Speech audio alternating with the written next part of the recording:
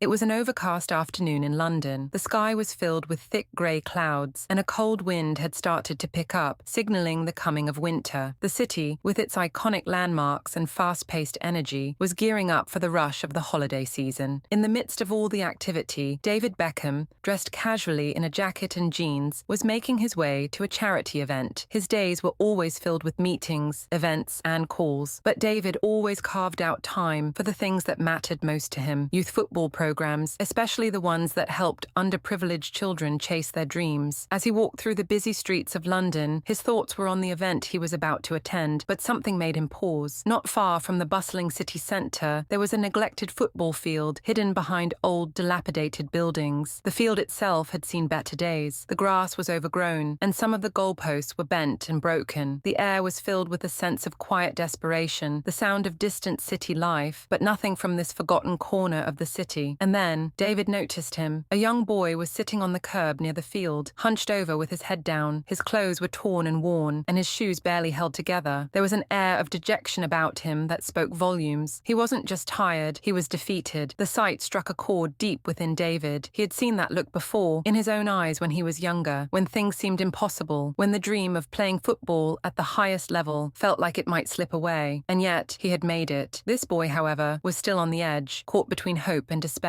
David's steps slowed, and before he even realized it, he found himself walking towards the boy. There was something about him, a quiet sorrow that seemed to call out for help. David's heart went out to him, and he knew he couldn't just pass by. "Hey there," David said, his voice calm and friendly, the kind of voice that could offer reassurance. "What's your name?" The boy looked up in surprise, as if he couldn't quite comprehend why someone like David Beckham was speaking to him. His face was a mix of confusion, disbelief, and hesitation, but he finally managed to speak. "Max," he said, his voice barely above a whisper. David crouched down to Max's level, offering him a warm smile. "Nice to meet you, Max. What's going on? Why are you sitting here instead of out there on the field?" Max's gaze dropped again, and for a moment there was silence between them. Then he spoke in a soft, almost broken tone. "I used to play. I was really good, but everything changed. I lost my house. My family's been struggling. I couldn't afford new boots, couldn't afford to train anymore. Now, I don't know if I can keep going. Maybe it's just not meant to be." David felt a sharp pang in his chest. He knew how hard it could be when life threw obstacle after obstacle in your way. He knew how easy it was to let go of your dreams when it felt like there was no one to help you, no one to believe in you. But David had fought through those struggles, and he wasn't going to let Max slip away into despair. "You don't have to give up on your dream, Max," David said, his voice firm yet gentle. "I can see it in your eyes. You've got something special. Don't let this be the end of your story." Max looked at him, doubt still clouding his face. "But how? How can I keep going? I don't even have the right gear anymore. I've lost everything." David placed a hand on his shoulder, offering him the support and reassurance he needed in that moment. "I've been where you are. I've faced my own struggles, but I didn't give up, and neither should you. We can figure this out. You're not alone." Without another word, David pulled out his phone and dialed his assistant, Margaret. He was already thinking ahead, planning a way to help Max rebuild his path to success. "Margaret," he said, his tone filled with purpose. "I need you to find the best football academy in the area, a place that offers scholarships for kids who need it, and make sure they know I'll cover all of Max's expenses. Training, equipment, everything. He's not going to do this alone." David hung up the phone and turned back to Max, who was staring at him with a mixture of disbelief and hope. "Help is on the way, Max. But first, let's get you something to eat. You've been through a lot today." They walked together to a nearby cafe. The warmth of the cafe was a welcome change from the cold, bleak air outside. As they sat down, David ordered them both a hot meal. While they ate, David listened as Max shared more about his journey, the pain of losing his home, the difficulty of adjusting to life without football, and the toll it had taken on his mental health. But Max also spoke about his dream of one day playing for a professional team, the love he had for the game, and how it had kept him going, even when everything else had fallen apart. David shared his own experiences, telling Max stories of his early days in football, the struggles, the sacrifices, and the people who had believed in him when he needed it most. They laughed together, and for the first time in a long while, Max felt a spark of hope. He realized that he wasn't the only one who had faced obstacles, and maybe, just maybe, he could overcome them too. By the time they finished their meal, David's phone rang again. It was Margaret who had good news. "David," she said, "I found the perfect academy.